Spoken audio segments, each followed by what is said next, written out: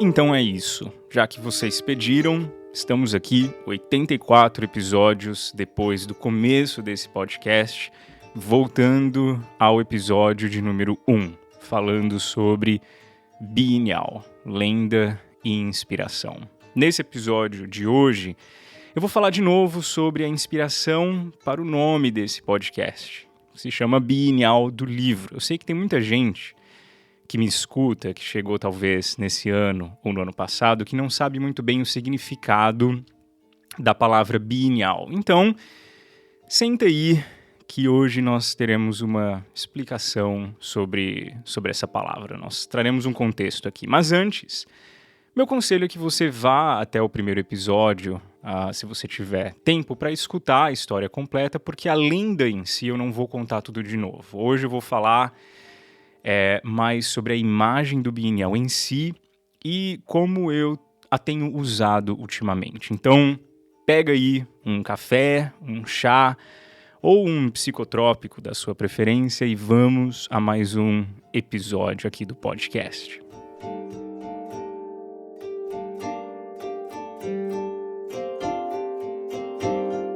Bienial é um pássaro da mitologia chinesa, mas a minha história com esse pássaro surge muito mais cedo na minha vida. Começa no Breve Catecismo de Westminster, um documento que foi formulado por teólogos ingleses e escoceses lá no século XVII. Veja você. Um detalhe sobre a minha vida que nem todo mundo sabe é que eu cresci sendo uma criança da Igreja Presbiteriana do Brasil. Isso mesmo, um destino meio pesado. Fato é, como toda boa criança doutrinada na IPB, Igreja Presbiteriana do Brasil, antes de completar os meus 12 anos, mais ou menos, eu tinha a destemida missão imposta de memorizar e recitar o Breve Catecismo de Westminster, fundamento atemporal dos presbiterianos. O catecismo era algo que na infância a gente decorava, todo mundo, e eu decorei. Mas Caleb, o quão bom você foi? Você decorou mesmo um catecismo inteiro? E a resposta é sim. Na minha adolescência, eu era mais presbiteriano do que dito cristão. Eu sabia muito mais do catecismo de Westminster e das doutrinas calvinistas do que do próprio Cristo, eu acho. E eu me lembro, como se fosse assim, ontem, de me levantar do banco, ir até a frente da turma ali na salinha da escola dominical e começar a recitar o catecismo de Westminster, que é composto por perguntas e respostas. Então, é sempre uma pergunta e uma resposta. As perguntas são variadas, né? Lembre-se que o motivo do catecismo é doutrinário, ele é para passar doutrina para crianças e adolescentes. Então, bem, algumas dessas perguntas, por exemplo, eram o que é pecado? Certo? E aí uma resposta pronta sobre o que é pecado. O que é justificação? Aí uma resposta pronta sobre justificação. Qual é o dever que Deus exige do homem? Resposta. E por aí vai. Muitas dessas perguntas, na verdade, eu acabei esquecendo. Esqueci também muitas das respostas do catecismo. Mas a primeira pergunta, a mãe de todas, eu ainda me lembro perfeitamente. Foi essa pergunta que mais marcou o meu processo de crescimento dentro da igreja. Eu me levantava, então, ali do banco, na escola dominical, me posicionava à frente da turma, respirava fundo e recitava a primeira pergunta do Breve Catecismo de Westminster, que é: qual é o fim principal do homem? Qual é o fim principal do homem? De todas as perguntas, todo um processo de doutrinação religiosa começa com a questão do fim. Imagine você que, nessa época, eu estava entre a quarta e a quinta série. Numa semana daquelas, eu lembro de acordar cedo E antes de ir para a escola, eu lembro que eu não tomava banho todos os dias de manhãzinha, né? Mas eu sempre molhava o cabelo. Molhar o cabelo, passar um gelzinho, pentear para trás e ir para a escola. E aí teve um dia lá na escola que uma menina virou para mim do nada e falou assim: Mas Caleb, por que você só molha o cabelo em cima e dos lados e nunca molha atrás? Tá sempre seco atrás e um gesso de gel em cima e dos lados perfeitamente, mas atrás tudo bagunçado e seco.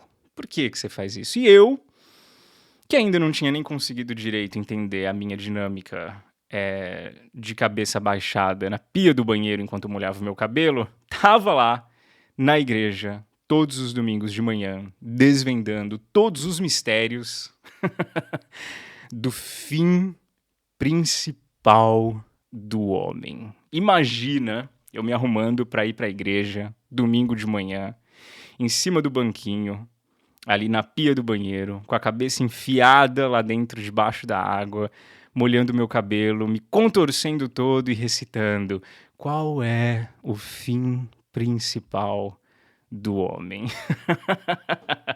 A palavra fim, claro, se você ainda está se perguntando, aqui nessa pergunta, ela não significa extremidade de tempo. Ela não significa o fim do tempo. Significa desfecho.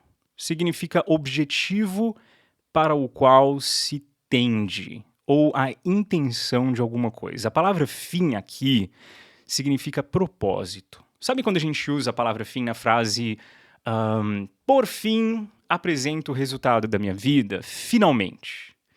Fim aqui nessa frase significa finalidade. Qual é a finalidade principal do homem? Se você me perguntasse, quando aos 10 e 11 anos de idade, sobre o que era vida, né? Sobre do que compunha-se o tecido disso que nós chamamos de vida, talvez eu não saberia responder. Mas eu sabia falar o para que ela servia e para quais fins ela seria usada como meio. Quais diversões, prazeres, alegrias, aventuras, experiências eram significativas para justificar uma vida? Eu não sabia, mas eu sabia de cor falar sobre a finalidade dela. O grande centro da engrenagem dessa doutrinação era eu, uma criança de 10, 11 anos, aprendendo que a vida por si não se justifica. A vida em si não tem sentido. Viver a vida não é suficiente para a vida. A vida tinha que ter uma finalidade. E toda a minha base doutrinária começava por resolver a questão do para quais fins a minha vida deveria servir de meio. E essa necessidade de saber responder ao ser questionado sobre a finalidade da minha vida se tornou o que eu reconheço hoje como uma obsessão. Com o tempo, algo que foi codificado na minha própria personalidade, na forma como eu recebo o mundo e me enxergo nele. Na bolha perfeita da comunidade de Jesus Cristo, eu sabia exatamente qual era a finalidade da minha vida. E esse foi o berço de um grande conflito. Para mim, a vida, por muito tempo, ela nunca foi prazerosa. Porque para ter prazer na vida, você precisa participar dos desfechos, dos pequenos acontecimentos do dia a dia. Você precisa estar presente e vivo para ter prazer na vida. E eu estava longe de sequer prestar atenção nisso. Então, longe de conseguir sequer aprender a aproveitar os pequenos desfechos de cada dia, eu fui sendo condicionado a tocar a minha vida começando pelo fim dela. E não só a minha, tá? A de todo mundo. Hoje em dia, mesmo depois de muito, muito tempo fora da igreja, e fisicamente tão livre dela quanto ela de mim, essa questão primária ainda me cobre como uma sombra. A pergunta da minha infância, talvez uma das primeiras que eu soube responder ainda, né? Quando a minha mãe estava morrendo aos poucos na cama, e muitos de vocês acompanharam esse processo, inclusive aqui nos episódios do Bienal do Livro, essa questão primordial é sobre finalidade da vida, a questão nuclear, que inclusive a minha mãe tinha me ajudado a decorar com tanto afinco nos dias da minha infância, me assombrava de uma forma brutal. Vendo a minha mãe ali, eu me perguntava qual é o fim principal da vida da minha mãe. Qual seria a sombra da morte, a finalidade dos dias de vida que ela estava vivendo naquela cama hospitalar, sem conseguir caminhar, nem comer, nem pensar direito. E aí a gente vai percebendo que na vida a gente faz as pazes com uma certa ilusão de que a gente entendeu a vida. A gente faz as pazes com a ilusão de que a gente entendeu a vida. Mas bem, voltando à minha infância, foi nessa época de doutrinação com o breve catecismo de Westminster que, e de cabelo mal molhado, de cabelos mal molhados e de catecismos europeus, não é mesmo? Que o SBT exibiu pela primeira vez na televisão aberta, numa sexta-feira à noite, um filme chamado Matrix. As propagandas e as chamadas para aquele filme duraram um mês inteiro, né? Era o filme que revolucionou a virada do milênio. E eu lembro de ter ficado fascinado com essas propagandas e decidido que eu ia assistir Matrix. Convenci os meus pais de alguma forma, porque o filme começava às 10 ou às 11 da noite, eu não lembro. E lembro de sentar ali para assistir Matrix pela primeira vez sozinho na sala de casa. No filme Matrix, de 1999, bem no comecinho, a personagem Trinity se encontra com o Neo numa boate e tem uma conversa muito breve com ele sobre insônia e a busca por algo mais. E aí ela diz que entendia ele, porque ela também, como ele, viveu buscando uma resposta. Daí ela diz que foi buscando uma resposta que ela se deu conta de que, abre aspas, é a pergunta que nos põe em movimento, Neo. É a pergunta que o trouxe até aqui. Você sabe qual é a pergunta? Fecha aspas. E foi assistindo Matrix que eu vejo hoje, que eu percebi, ou que eu aprendia, a potência das perguntas que a gente se faz. As perguntas que a gente se faz perante a vida constroem a nossa forma de viver na vida. E o problema é o seguinte: ainda no filme Matrix, depois da Trinity deixar claro que foi uma pergunta que guiou o Neo em busca, entre aspas, dele, se referindo ao Morfeu, que é um outro personagem, quando o Neo, eventualmente se encontra com o Morfeu diz algo diferente sobre isso. O Morfeu diz que o que trouxe Neo até ele foi uma sensação. Não foi uma pergunta, foi uma sensação. Mas é claro, e é óbvio, talvez, que as perguntas que a gente se faz perante a vida constroem nossa forma de viver, porque elas são codificadas em nós em forma de sensação, de como nós sentimos a vida. Ensinar uma criança de 10 anos a filosofar ou teologizar sobre a vida não faz da criança um filósofo, nem um teólogo. Você cria nessa criança sensações. Toda pergunta é codificada em um tipo de sentimento. Toda filosofia parte de uma forma de sentir o mundo. Edith Stein, uma filósofa brilhante que acabou depois morrendo em Auschwitz, ela tem um livro todo com a ideia de que a realidade é obtida pela experiência de viver e não através de uma abstração. Dessa forma, sensações não são irracionais, são a forma de conhecer o mundo. A pergunta, então, do breve catecismo de Westminster criou em mim não uma abstração filosófica ou teológica pela qual eu comecei a entender a minha vida finalmente, mas a forma como eu sentia o mundo que, para mim, deveria ser usado para um fim.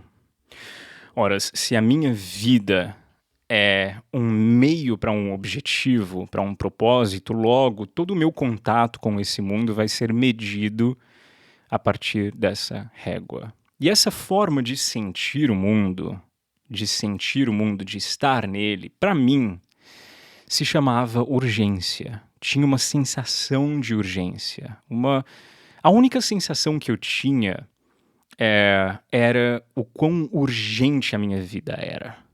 Quase que um desespero. Ora, se a minha vida, de novo, tem um fim principal, isso significa que todas as horas de todos os dias precisam ser vividas em prol dessa finalidade. E toda parte da minha vida que for vivida e que não colabore com essa finalidade é uma parte da minha vida desperdiçada.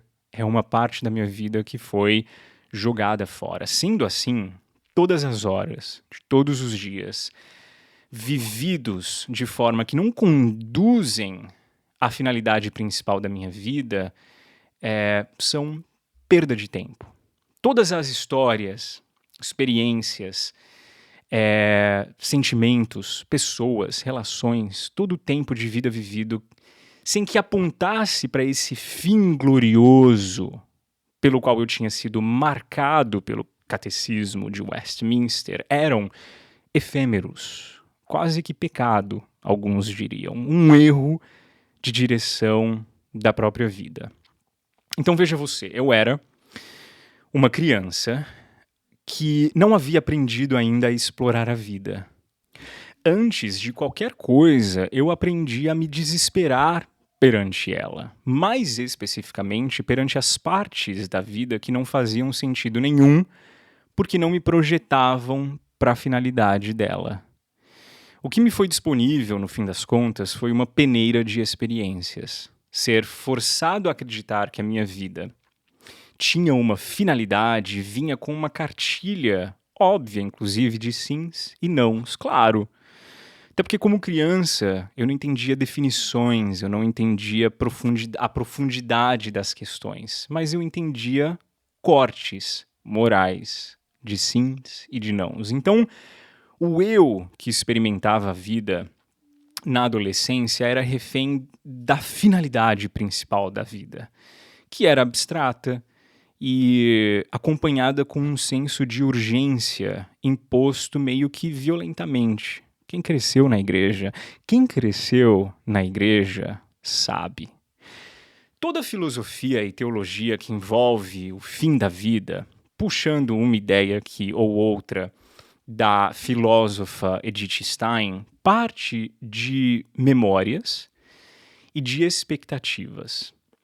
Na minha infância e pré-adolescência, eu não tinha nenhuma dessas duas coisas. Eu não tinha nem memórias direito e nem expectativas direito. Nem muitas memórias significativas da vida que eu havia tido e nem expectativas sobre ela, o que eu tinha para esperar da vida. Mas, desde cedo, então, me foi entregue um conflito. Um conflito que me foi me apresentado como a única forma de viver a vida, antes mesmo de eu sequer conseguir participar dela. O conflito era o conflito de saber muito bem o que deveria ser a finalidade da vida, o propósito, o fim dela, e tudo o que eu deveria viver para obter esse fim, e o que eu deveria negar-me a viver já que não necessariamente apontasse para esse fim. E eu entrei nos 20 anos com essa sensação de grande conflito, essa sensação de desequilíbrio mesmo, de falta de harmonia entre partes de quem eu era.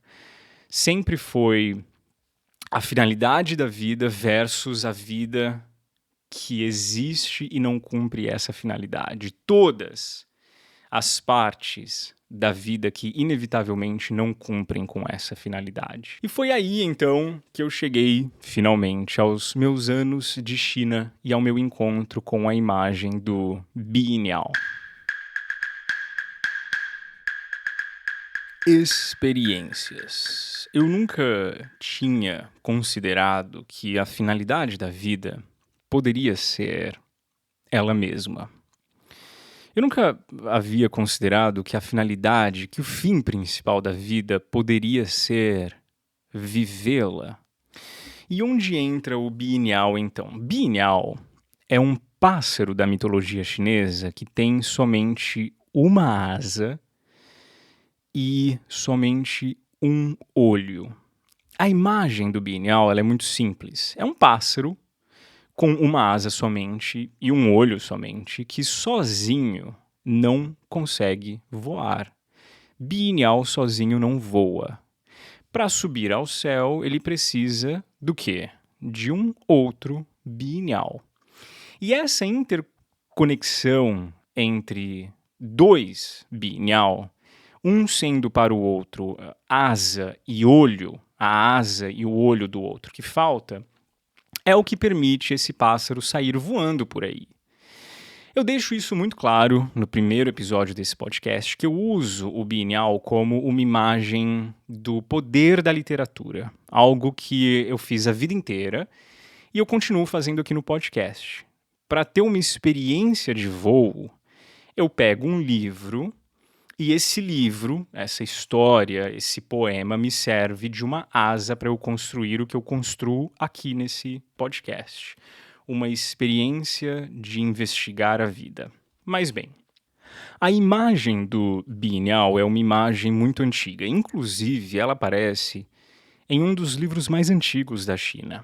Porém, durante a dinastia Tang, e aí a gente está falando aqui do 7º ao 10º século da nossa era, esse pássaro mitológico começou a entrar mais frequentemente em contos e histórias românticas, principalmente, sempre falando de um casal que se ama tanto e que um encontra no outro a possibilidade de liberdade, né, de estarem juntos voando.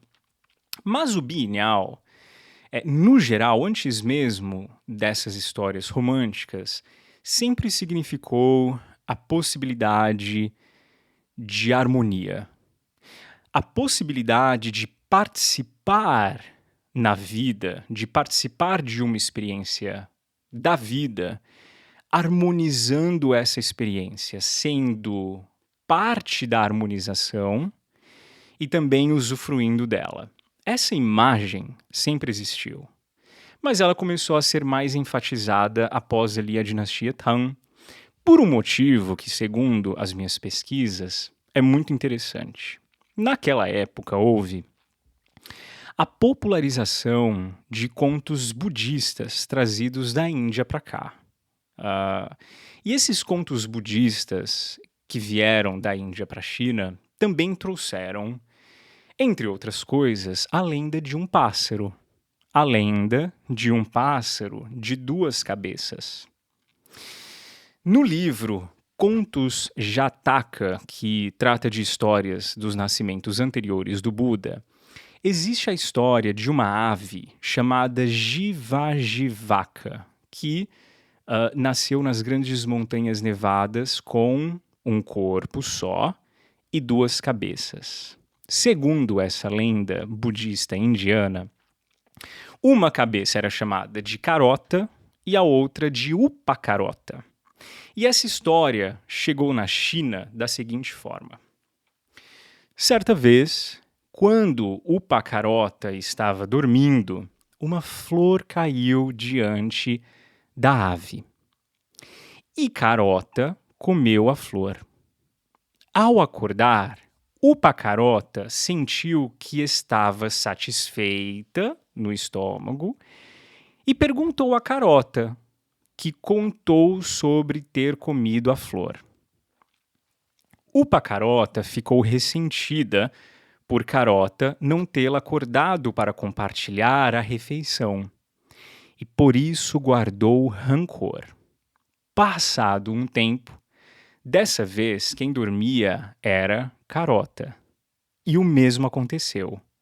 Mas a flor que caiu diante delas, enquanto somente o Pacarota estava acordada, era uma flor venenosa. O Pacarota foi lá e comeu sozinha, resultando em sua morte por envenenamento. Bom, ao registrar essa história, a versão chinesa dela, em um livro que chama Fa Yuan Zhulin, A Floresta de Pérolas no Jardim do Dharma, ele classifica essa história em uma categoria chamada Maus Amigos. Maus Amigos. A ênfase da história é uma ênfase no conflito interno. Qual conflito? Horas.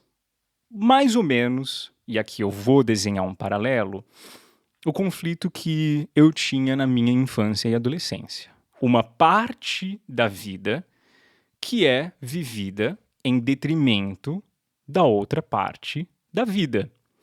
Era o conflito de ter um mau amigo interno que toma a decisão de viver uma experiência que tem um custo, e esse custo é você. Esse custo é parte do seu próprio corpo. Veja, na imagem do mau amigo da ave Jivajivaka, as experiências da vida, elas envolvem prazer e envolvem destruição. É uma parte do eu que experimenta uma vida sozinho, sem considerar a outra parte do eu, e essa outra parte do eu que decide, em detrimento da primeira, se vingar. É prazer e ressentimento, prazer e vingança. Cada experiência contando com a insatisfação da outra. No meu caso, por exemplo, era sempre o eu que deseja considerar a finalidade da vida e se fecha solitário dentro de todas as coisas, somente dentro de todas as coisas que remetem a essa finalidade, versus o eu que, em detrimento dessa finalidade, insiste em experimentar a vida, nem que essa experiência seja um veneno para a parte da minha vida que só deseja obter esse propósito glorioso dela. O pássaro Jivajivaka retrata, no fim das contas, um conflito que não se resolve. A vida é vivida no conflito entre a interdependência dessas duas cabeças. Uma cabeça priva a outra do prazer de comer e, em contrapartida, a outra cabeça, parte de si ressentida pelo acontecimento, vai compensar esse desequilíbrio fazendo exatamente a mesma coisa, só que agora com raiva e de forma a vingar-se. No que compõe essa dinâmica do conflito do mau amigo interno, existe um desequilíbrio que nunca é resolvido de forma que as duas partes se sintam assistidas e tratadas justamente. E o que torna o caso da ave Jivajivaka intrigante é que as duas partes da vida desse eu acabam morrendo juntas. O fim do conflito, nesse caso, é o fim da própria vida das duas cabeças, das duas partes. Porque o ressentimento desse mau amigo, essa outra parte de mim ali, que eu recuso a compartilhar a vida dessa parte minha aqui, fica tão descompensada que o fim de tudo acaba sendo a única forma de frear esse conflito, de acabar com ele. O que faz com que essa outra parte de mim ali fique ressentida dessa parte de mim aqui é nada mais, nada menos que a negação do que poderia ter sido, mas eu não permiti que fosse. É o que eu decidi que seria experimentado na vida somente de forma fragmentada para proteger essa minha finalidade dela, em detrimento dessa outra parte de mim. O que faz com que essa outra parte de mim seja um mau amigo raivoso. Agora, para fim de construção desse episódio, se eu for tratar essa história da ave indiana Jivaka como uma imagem do conflito meu pessoal entre a vida vivida em prol da sua finalidade gloriosa e a vida que parece nunca servir a esse fim glorioso, a esse propósito magnífico, eu tenho aqui um conflito que só acaba com a morte de uma dessas partes da vida, quando não com a morte de duas dessas partes da minha vida. O problema é que nessa dinâmica de insatisfação e vingança, a morte se dá no meu próprio corpo. E não só em parte dele, mas nele inteiro. Porque o meu corpo acaba sendo o conflito, aliás, o território do conflito entre essas duas partes, que são duas partes de mim. Na minha experiência, uma vida sempre estava acontecendo enquanto a outra parte dela dormia. E não raro, uma coisa acontecia em detrimento da outra. Ou a minha vida do dia a dia acontecia em detrimento do que eu havia aprendido sobre qual era a finalidade dela, ou a minha busca por esse fim principal da minha vida e essa espera por ele acontecia em detrimento da vida do dia a dia. Porque eu me encontrava no centro dessa vida conflituosa, percebendo que várias das experiências que eu tinha na vida não satisfaziam esse tal objetivo que eu tinha criado como uma abstração filosófica e teológica. E o fim desse conflito, desenhado com essa imagem, não tem muita solução. Mas o Bienial, ele traz uma outra forma de olhar para isso. O Bienial, na China, especialmente então depois dessa história ter chegado aqui, ele começa a enfatizar um paradigma diferente, o paradigma da participação harmônica, ou só o paradigma da harmonia mesmo. E eu tenho tentado entender que existe uma forma de estar na vida sem que seja a partir do conflito, sem que seja sempre uma parte do eu, uma parte de mim, fazendo o que a outra parte de mim não pode fazer, enquanto essa outra parte de mim planeja um ato que leva a primeira parte de mim ao colapso. Um dos grandes poetas da dinastia Tang traz a imagem do Bienial como, sim, dois pássaros separados, independentes no galho da árvore, mas, sim, também e sempre dois juntos voando por aí. No céu, voando, na árvore, sozinho Bienial. Bienial, por ser um pássaro que reconhece uma falta, ele sabe que vai viver uma vida toda nos galhos das árvores ou no chão se não tiver a companhia de outro Bienial. Se não participar e ser participante do voo de um outro Bienial. O Bienial, por essência da história, não tem um mau amigo. Porque no que confere possibilidade à sua experiência de voar, ele só tem um outro amigo, bom amigo, que reconhece também ter a mesma falta que ele e também precisa dele, ou precisa de sua participação, para o que ambos desejam experimentar, que é o voo do Bienial.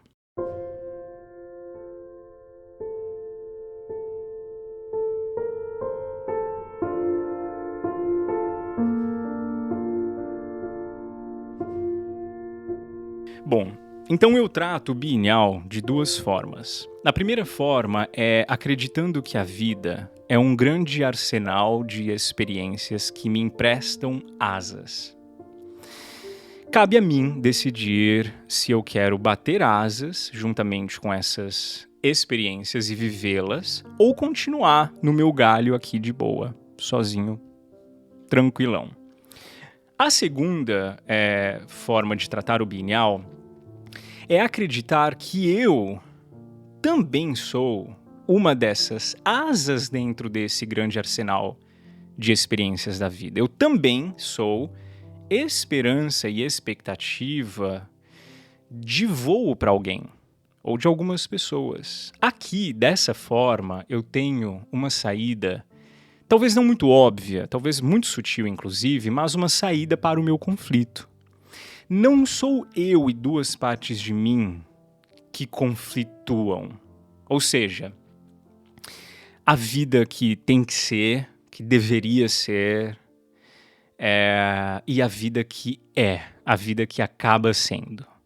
Na imagem do Biennial, eu tenho um eu que sim está ou existe em falta, porque eu tenho só uma asa, mas um eu que busca. E essa busca não é pelo que tem que ser, pelo que deve ser, mas pelo que pode ser, apesar ou inclusive através do que já é. Entende? A imagem do Biennial enquanto um pássaro que reconhece uma falta e reconhece uma necessidade, enxerga em si uma possibilidade, desgasta bem menos a noção de experimentar a vida, porque nela eu não faço uma coisa na vida em detrimento da outra, eu não preciso disso. Todas as coisas são possíveis em um só corpo. Todas as experiências são possíveis em um só corpo. Pense você aqui comigo agora. Um pássaro de gaiola é menos pássaro que um pássaro selvagem que vive solto por aí? Você pode discordar de mim até, mas eu vou me arriscar a dizer que não. Pássaro de gaiola, ou um pássaro de asa quebrada, ou um pássaro que nunca, por algum motivo, vai voar, ele não é menos pássaro que qualquer outro pássaro. Isso significa que voos não são bons? Não. Só significa que alguns pássaros vivem uma vida toda sem voar e nem, por isso, deixam de ser pássaros. O Biennial, ele é um pássaro reconhecidamente faltante. No que diz respeito a voos, falta a possibilidade, falta a ajuda, falta o auxílio. O propósito da vida de um Biennial é voar? Não. Não. Mas voar é bom. É uma experiência diferente da que ele vai ter todos os dias se ficar sozinho no chão. Mas o Biennial foi feito, foi criado para os céus. Ele foi criado tendo como objetivo e propósito e finalidade alcançar os céus? Não. Não necessariamente. O propósito de vida de um pássaro é somente voar? A vida de um Biennial é somente um meio para que outros pássaros saiam voando por aí? Também não. Mas o Biennial também é possibilidade para algum outro pássaro, se ele quiser harmonizar-se dessa forma. A imagem do Biennial, ela acabou me ensinando que existe uma forma de reconhecer a falta sem que essa falta na vida seja gerenciada num conflito que, no fim, vai me levar à morte ou vai levar à morte de mim mesmo. Eu tenho começado, aos poucos, a chegar na conclusão de que a vida não é feita pela busca de sua finalidade. Como a gente começou esse episódio, você já deve ter desconfiado quando eu trouxe toda essa história sobre a minha infância. Eu tenho começado a chegar na conclusão de que a vida não é feita atrás da busca pela sua finalidade. Não é de propósito final que a gente vive. A gente vive é de perceber que fazemos parte da equação da vida, parte da cadeia de ações e reações. Somos falta em nós, mas completos quando percebemos a nossa conexão com o mundo, a nossa participação no mundo, assim como encontramos em outros ou em outras coisas uma certa completude para essa nossa falta. A imagem do Binhal, ela não é só a dádiva da possibilidade da experiência ou das experiências da vida. A falta de uma asa, a falta de um olho é, no fim das contas, o motivo que posiciona o Binhal conectado com o mundo e disponível a ele. Conflitos existem, mas não como base da vida. Eles precisam ser tratados como uma possibilidade de participação. Porque se não forem isso, se eles não forem uma possibilidade de harmonização, de voo, conflitos vão acabar protagonizando a morte de alguma ou de algumas partes de você. Conflito por conflito, a gente acaba se suicidando. Conflito fora de controle vai ser o fim de qualquer um que vive na dinâmica do conflito. E a saída desse conflito é se ver participando da vida e não buscando por sua finalidade. Não é acordar e saber que eu vou viver o meu dia hoje satisfazendo o que me disseram ser de Deus a finalidade da minha vida, que vai fazer com que eu me sinta vivo e satisfeito nela. É acordar sabendo que eu posso contar e conto na grande equação que compõe o mundo, que traz sentido para o meu viver. Eu participo da minha vida e não somente a uso para chegar a um fim, para obter um fim.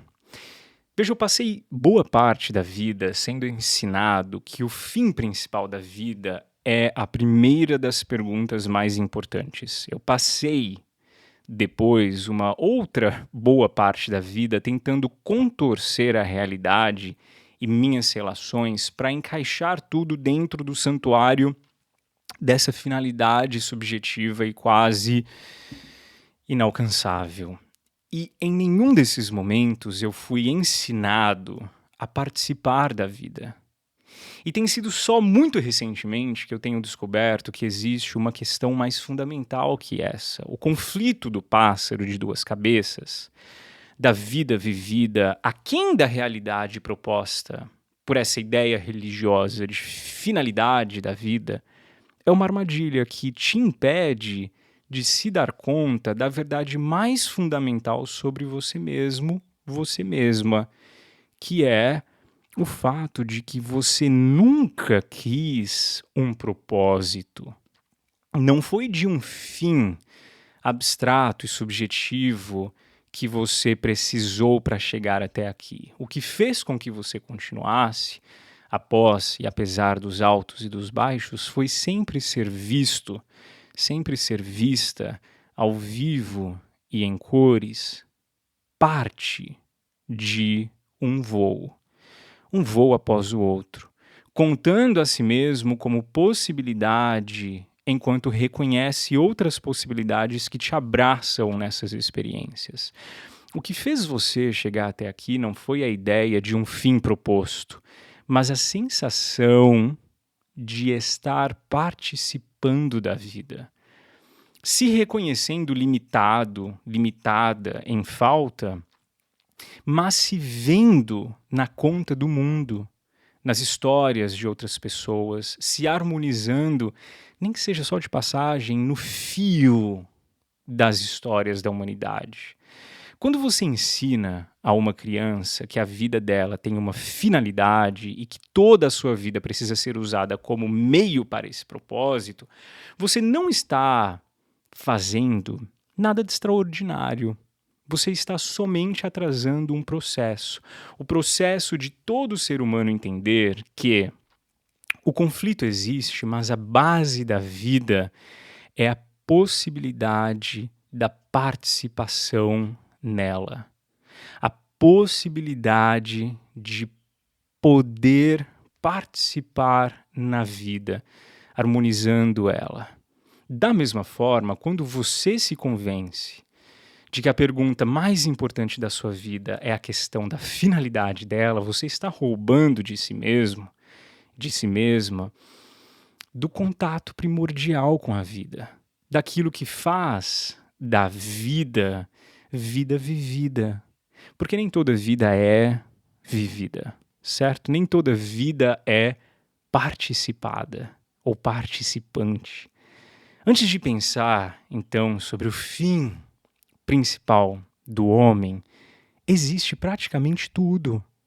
Tudo vem antes de pensar sobre o fim principal do homem. Antes de uma criança pensar sobre a finalidade da vida, ela precisa participar dela. Ela precisa de memórias e ela precisa de expectativas. Eu acho que essa é uma das coisas que os teólogos e educadores presbiterianos não conseguiram entender. Tudo para uma criança vem antes do fim principal do homem. Tudo vem antes do alcançar desse propósito que ninguém sabe no fim das contas o que é. Veja bem, para terminar, eu vou dar um exemplo muito concreto aqui usando esse podcast. Antes de colocar tudo isso aqui que eu coloco no ar para o mundo de hoje e para o mundo futuro escutar, eu posso me perguntar qual é a finalidade desse episódio. E Deus sabe que eu posso filosofar aqui pra caramba, 50 páginas de roteiro só tentando aplastar numa lógica de visão e missão o fim principal de um episódio do Biennial. Depois de ter feito isso, depois de ter me colocado essa finalidade posta, eu julgaria o sucesso desse episódio baseado na métrica que eu criei a partir da ideia abstrata sobre qual seria a finalidade dele. Se eu criar, por exemplo, um sistema de ideias decidindo que a finalidade desse episódio é me deixar famoso, eu vou ter que lidar com a glória ou a frustração dos números de alcance desse episódio. Se eu decidir que a finalidade desse episódio é ajudar pessoas a viverem bem, eu vou ter que lidar com o fato de que nem 10% da minha audiência, por exemplo, deixa comentários aí no Spotify ou nas redes sociais sobre esses episódios. Então não tem nem como eu saber se essa finalidade dele está funcionando. Entendeu? E fica uma indireta aqui para você que não comenta nos episódios do Biennial.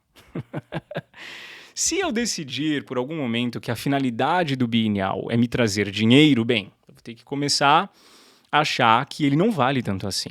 Porque o retorno financeiro do Biennial não vale o esforço de produzir isso daqui. Agora, se sei lá, talvez, só talvez, eu esquecer da lógica dessa finalidade principal e entregar esse episódio aqui como uma possibilidade, para mim, tudo muda. Fazer esse episódio, imaginando ele como uma possibilidade de participação, isso muda para mim. Eu crio uma possibilidade que vai encontrar você numa falta, e talvez eu nunca vou saber, e números não vão me mostrar isso, mas eu acabo fazendo parte da equação que soma alguns cálculos da sua vida.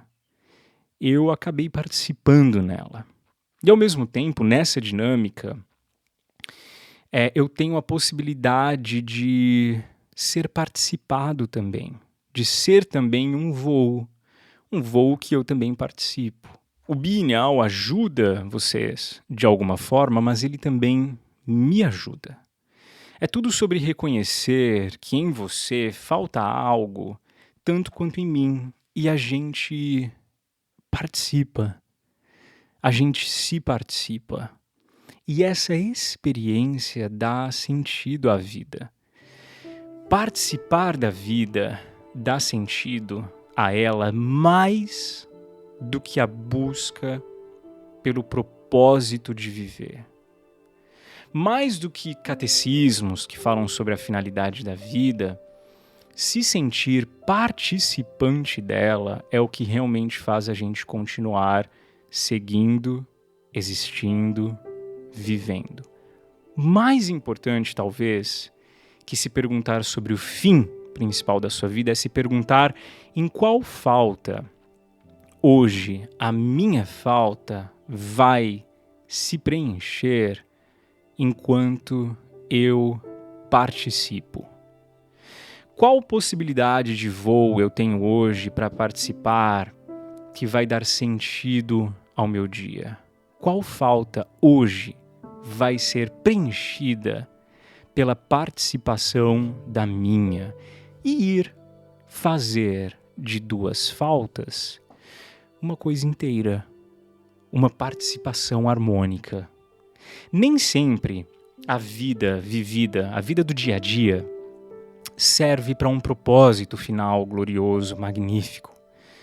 Mas a vida do dia a dia é sempre uma possibilidade de participação, um convite para participar. Então, sei lá, vai lá voar, vai lá participar da vida. Fique atento a isso mais do que aquilo, porque no fim das contas, quando você morrer e chegar perante Deus, talvez, e só talvez, ao invés de virar para você assim e perguntar: "E aí, meu querido, minha querida, você alcançou o propósito pelo qual você foi criado por mim? Você conseguiu cumprir com a finalidade pela qual eu desenhei a sua vida?"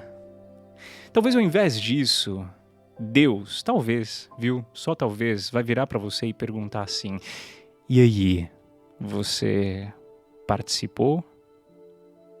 Participou da sua vida?" Me conte aí, meu querido, minha querida, suas histórias de participação. Conte aqui para o seu Pai Eterno como você participou da vida que eu te dei. Chegamos ao fim desse episódio. Chegamos ao fim desse episódio com um abraço gigantesco a todos vocês que ouviram até aqui. Feliz 2026. Meu aniversário foi no dia 5 desse mês. Agradeço a todas as mensagens. Eu recebi muita mensagem de ouvintes aqui do podcast falando as coisas mais bonitas do mundo para mim sobre a forma como eu participo na vida de vocês, e eu fiquei muito, muito contente e feliz com tudo isso. Um grande abraço e vai lá participar da vida.